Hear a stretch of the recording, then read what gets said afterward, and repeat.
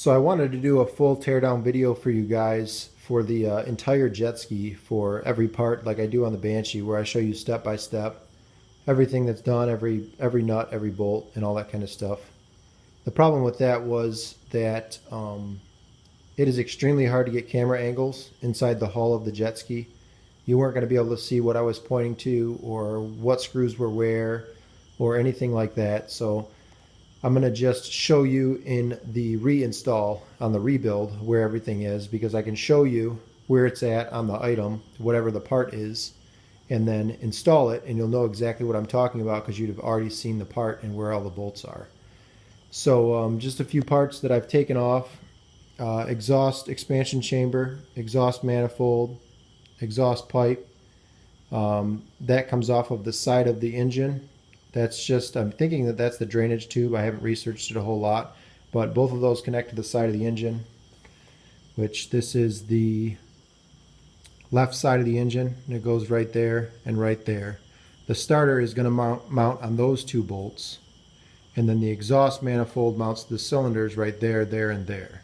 So there's no way I could show you all that stuff if that was still in the hull. So I ended up taking the motor out, and it's going to be a lot easier to explain to you guys what's going on when I have access to all the parts individually. As far as stuff I've removed, I got the 3 heads right there, 1, 2, 3. They are numbered. There's 2 3s and 1 2. So I think the 1 2 goes in the middle. I don't know the significance or if their means anything different as far as that goes. Those are the 3 cylinders. I labeled those 1, 2, and 3, so those go back on in order. Head gaskets were shot.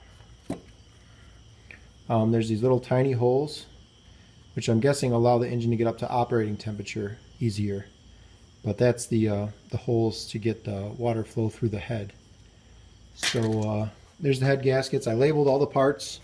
Control panel for the front up top, which I'm going to show you the reinstall. It'll make a lot more sense that way.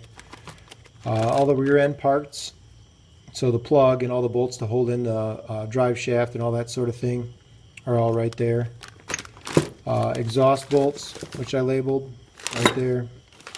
And I have the fuel tank, which was pretty easy. The head nuts, the starter and battery, everything for the electronics there. Motor mount stuff, and then there's the new starter, which I believe was like 50 or 60 bucks shipped. And I had the starter that was on there tested, and it failed the test, so I knew it was possibly the starter more than likely. If not, it's the starter solenoid, which is 40 bucks. That is inside the electronics right here. As for the rest of the parts, there's the fuel tank. Once again, it's really hard to show you those 4 bolts that are mounted down, 18 inches in the bottom of the hull. There's no way you would have seen what I was working on.